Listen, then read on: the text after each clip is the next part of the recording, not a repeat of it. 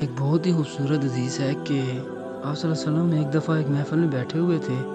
آپ نے ارشاد فرمایا، ایک آدمی صرف ایک مکھی کی وجہ سے جنت میں چلا گیا اور دوسرا جہنم میں چلا گیا۔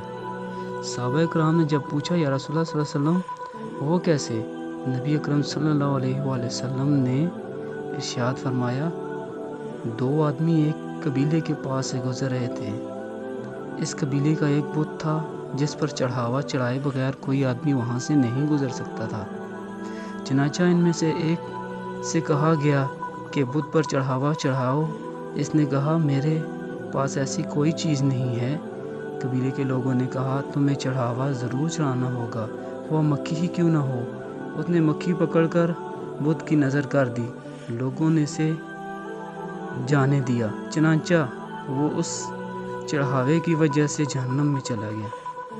قبیلے کے لوگوں نے دوسرے آدمی سے کہا، تم کوئی چیز بت کے نظر کرو۔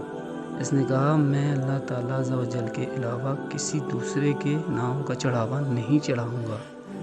لوگوں نے اسے قتل کر دیا اور وہ جنت میں چلا گیا۔ تو یہ تھی آپ صلی اللہ علیہ وسلم کی ایک خوبصورت حدیث کہ اس میں ثابت یہ ہوتا ہے کہ جب بندہ ایک کامل ایمان والا ہو تو اللہ پاک اس کو بہت جگہ آزماتا ہے۔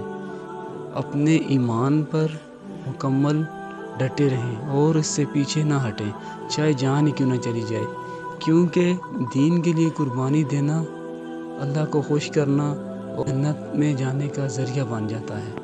تو اسی لیے اپنی زندگی میں ایسے کام کریں کہ جس سے اللہ پاک خوش ہو۔